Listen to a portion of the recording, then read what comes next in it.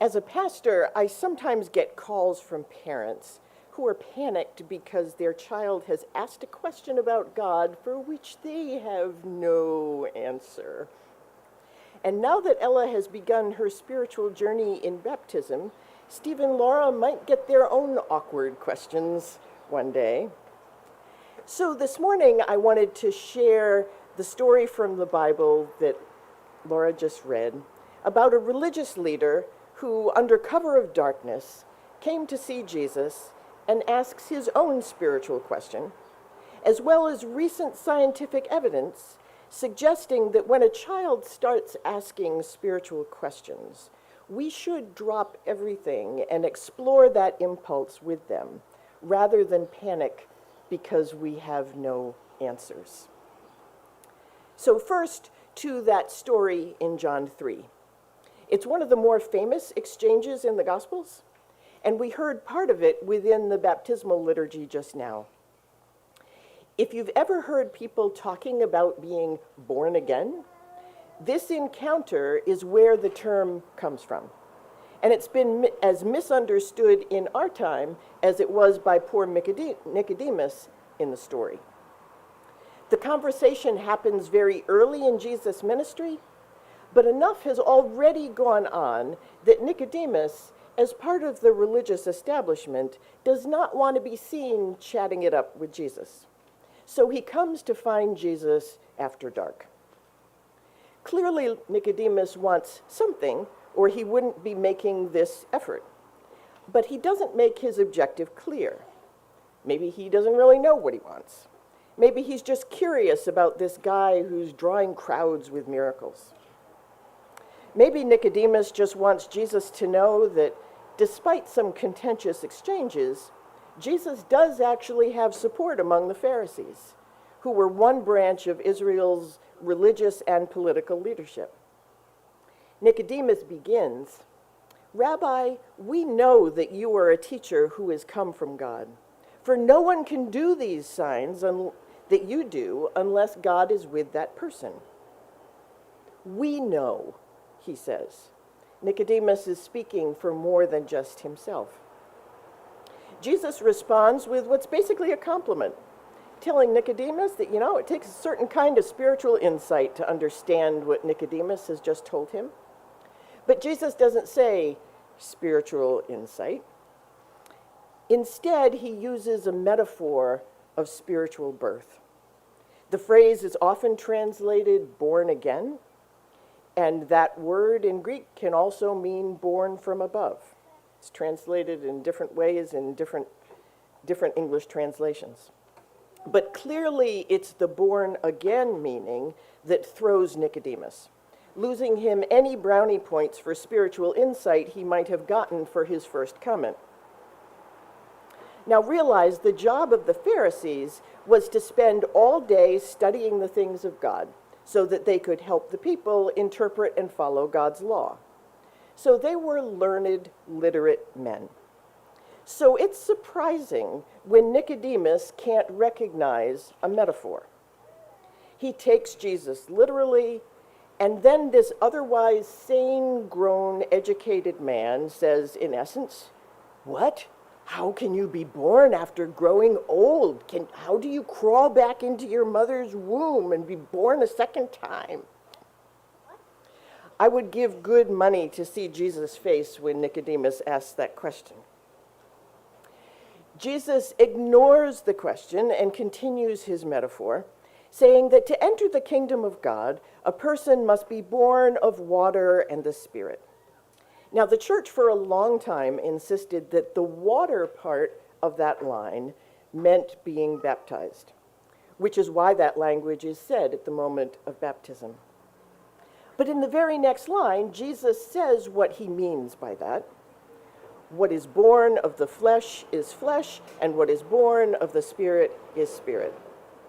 The water we are born of is the water of the womb that breaks and flushes us out of our mothers at our physical birth. If the early church fathers had listened to women, we could have explained that.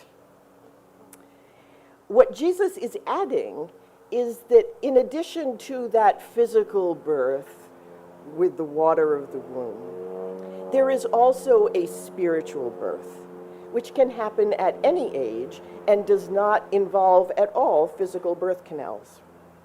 The waters of baptism bring both of those things together. The symbol of the water that brings physical birth is used to mark our spiritual birth in baptism. But poor Nicodemus is still baffled by the metaphor. And he says, "How can these things be?" Jesus realizes he's going to have his work cut out for him as he says in astonishment, "Are you a teacher of Israel, and yet you do not understand these things?" In other words, Jesus is saying that this isn't rocket science. He's not talking about something you need a degree in theology to grasp. He's saying that human beings by our nature are both physical and spiritual beings. And just like we have a physical birth that allows us to mature physically, we also need a spiritual birth to be able to see our place in the bigger picture and to explore the questions of existence, meaning, and consciousness. Nicodemus is steeped in his religion, but he is still a babe in the spirit. He's had a spiritual birth, but he has not grown past spiritual infancy.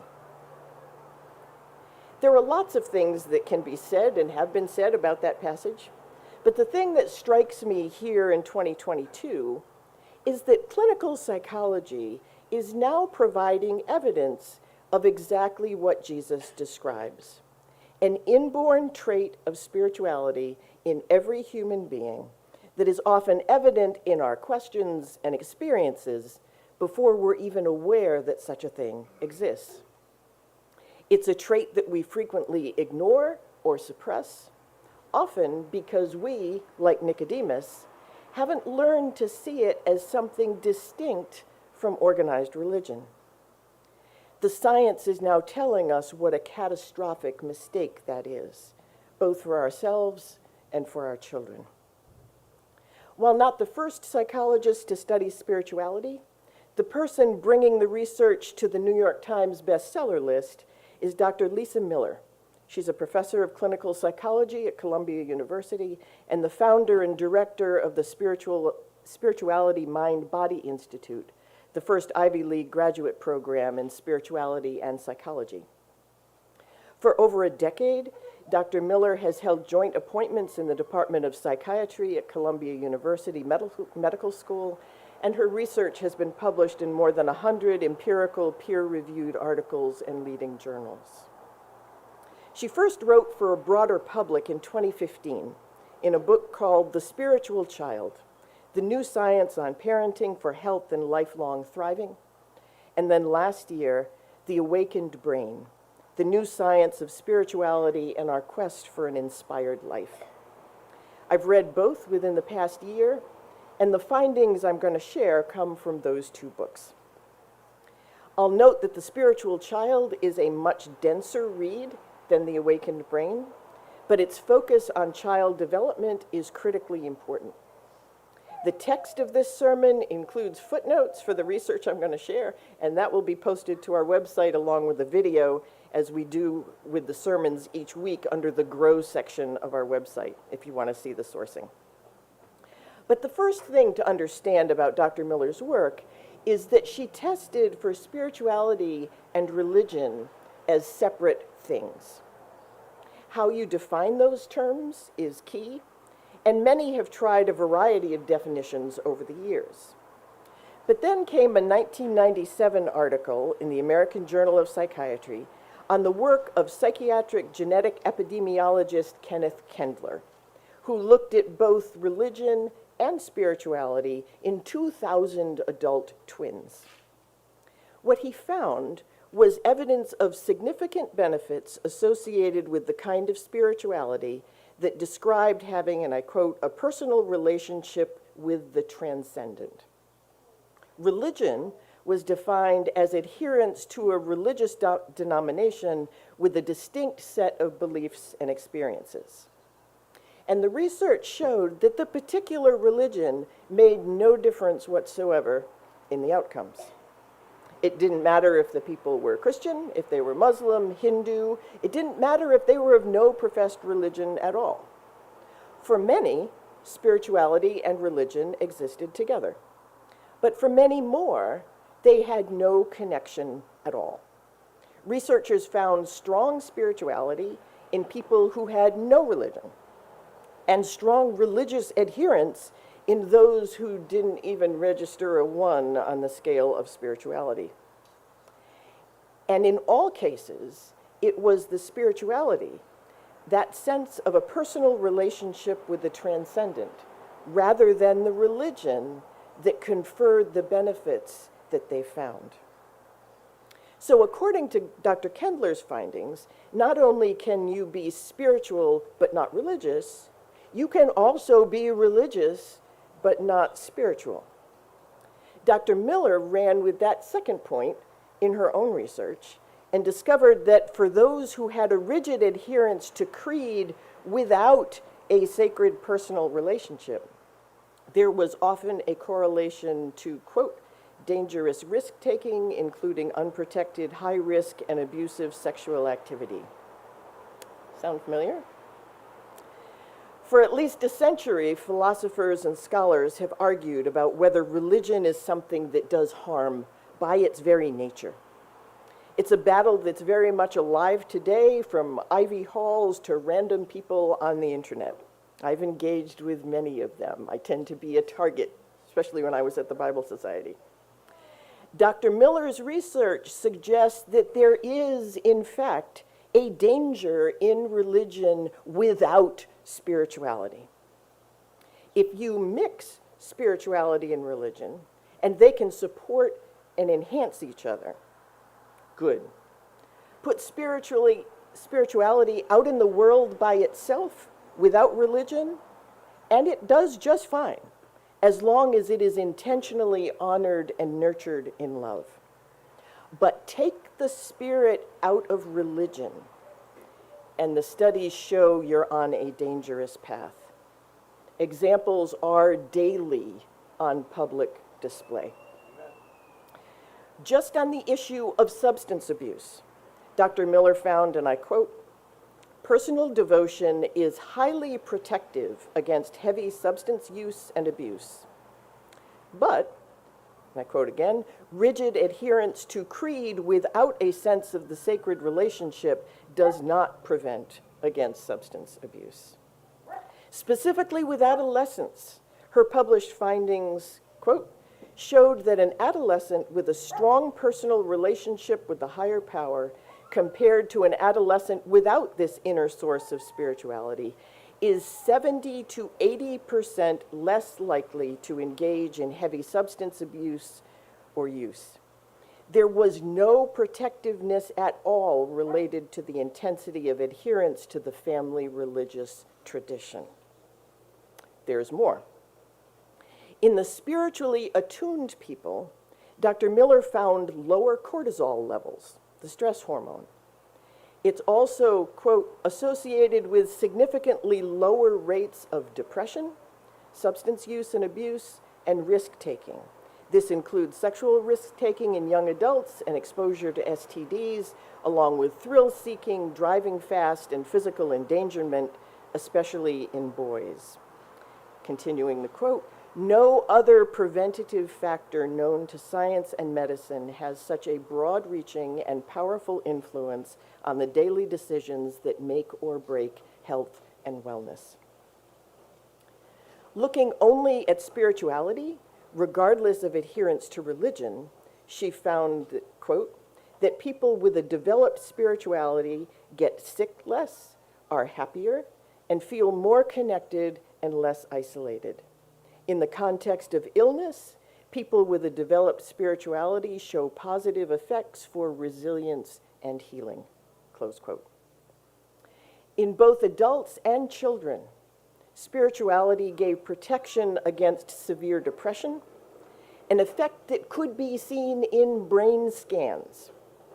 In the awakened brain, Miller writes, quote, the high spiritual brain was healthier and more robust than the low spiritual brain. And the high spiritual brain was thicker in and stronger in exactly the same regions that weaken and wither in depressed brains. Close quote. Further, her research shows that, again I quote, the awakened brain includes a set of innate perceptual capacities that exist in every person, through which we experience love and connection, unity, and a sense of guidance from and dialogue with life. And when we engage these perceptual capacities, I'm still quoting, when we make full use of how we're built, our brains become structurally healthier and better connected, and we access unsurpassed psychological benefits, less depression, anxiety, and substance abuse, and more positive psychological traits such as grit, resilience, optimism, tenacity, and creativity. Close quote. It's taken over 2,000 years, but science has now begun to prove Jesus' words to Nicodemus. We must have both a physical and a spiritual birth to realize our full human potential.